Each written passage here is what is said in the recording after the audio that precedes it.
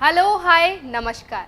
मैं आपकी होस्ट और दोस्त वर्षा दुबे आप सभी का हमारे शो क्या करें क्या ना करें में बहुत बहुत स्वागत करती हूँ।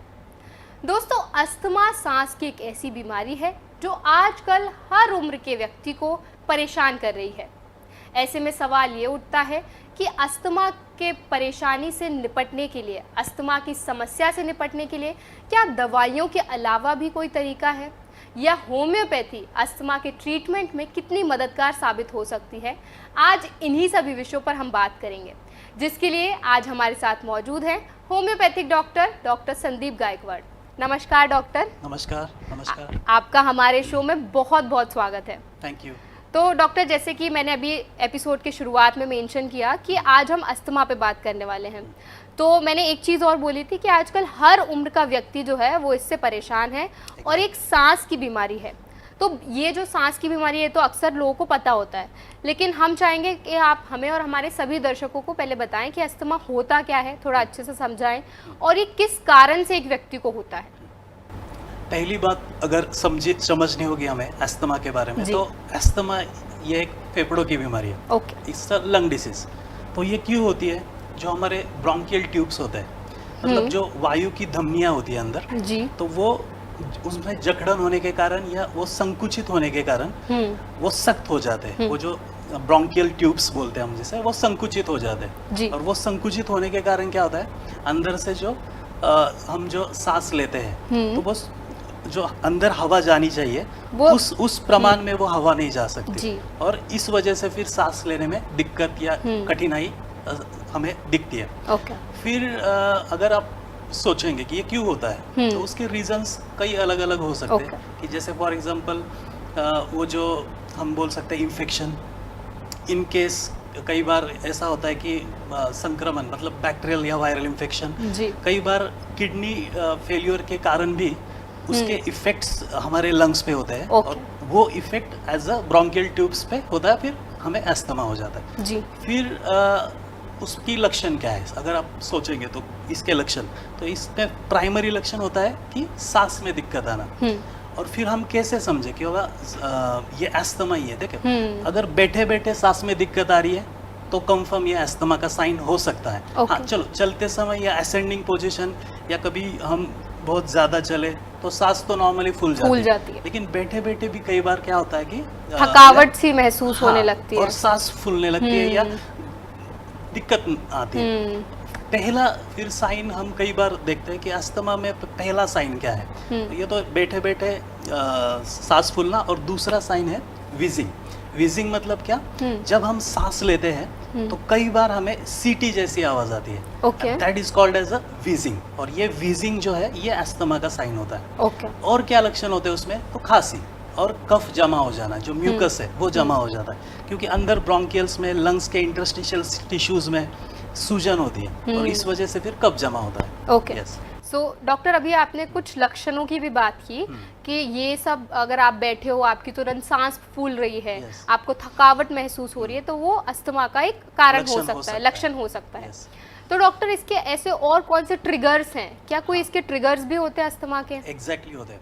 कई बार हम देखते हैं कि धुएं मतलब केमिकल का धुआं हो, या फिर कुछ तंबाकू का धुआं हो, या फॉर एग्जांपल कुछ पेट्स होते हैं हमारे पास, ठीक है, जैसे कुत्ता हो, बिल्ली हो, तो उनके जो फर होते हैं, जो बाल होते हैं, तो वो भी एक ट्रिगर पॉइंट हो सकता है। कई बार पर्यावरण का जो बदलाव है, एक्सेसिव ठंडी या एक्सेसिव गर्मी या चेंज ऑफ वेदर, वो भी एक ट्रिगर पॉइंट हो सकता है। मतलब वातावरण, वेदर के हिसाब से वो ट्रिगर होता है। इवन कई लोगों में हम देखते हैं कि क्या डस्ट हम बोलते हैं, जैसे धूल के जो कण है, तो वो भी एक ट्रिगर पॉइंट हो सकता है।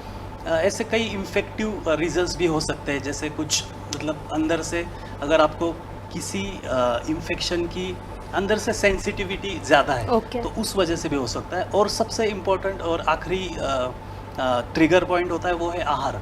तो आहार में देखिए कई चीज़ें होती है, जैसे फॉर एग्जांपल कुछ लोगों को दूध के प्रोडक्ट्स, कुछ डेयरी प्रोडक्ट्स, या कुछ लोगों को फर्मेंटेड अगर फूड है तो वो फर्मेंटेड फूड खाने के बाद भी अस्थमा के लक्षण दिखते हैं। मतलब हर एक व्यक्ति में उसके प्रकृति के अनुसार वो ट्रिगर कर सकता है। मतलब हर एक व्यक्ति का नेचर अलग है और उसके लिए ट्रिगर पॉइंट्स भी अलग अलग हो सकते हैं। ओके डॉक्टर, स्मेल से भी क्या अस्थमा ट्रिगर होता है किसी चीज की पर्टिकुलर स्मेल से? अगर कोई केमिकल है, इन केस कई बार होता है कि क्या परफ्यूम लगाते हैं कुछ लोग, तो ऐसे केस में अगर वो बहुत स्ट्रांग है वो परफ्यूम, तो कई बार हम देखते हैं कि अस्थमा उन लोगों में ट्रिगर हो सकता है। Okay yes.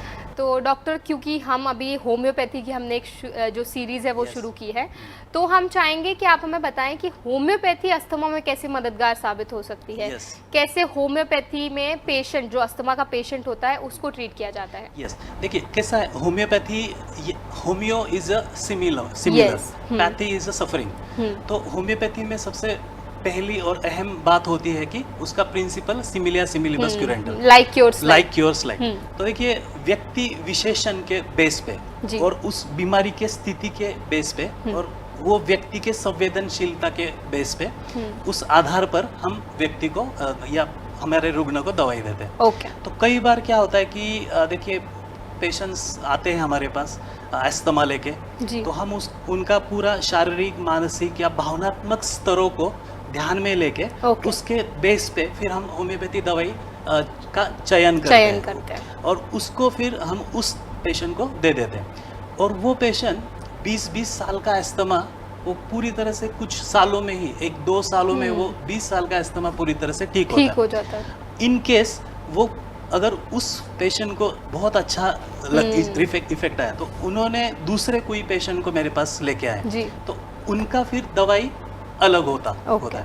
वो किस पे डिपेंड होता है? वो उसके लक्षणों पे डिपेंड होता है। ऐसे होम्योपैथी में ऑलमोस्ट 180 के ऊपर होम्योपैथिक दवाइयाँ हैं जो अस्थमा के लिए कारगर है। सिर्फ अस्थमा के लिए कारगर है, 180 से ऊपर। तो उस व्यक्ति के शारीरिक, मानसिक और भावनात्मक लक्षणों को ध्यान में लेके फिर हम वो दवाई देते हैं। मतलब 180 दवाएं, मतलब ऐसा है कि इनमें से तो कोई ना कोई पेशेंट को वो फिट करेगी वो दवाई, उसके लिए ठीक रहेगी। जी।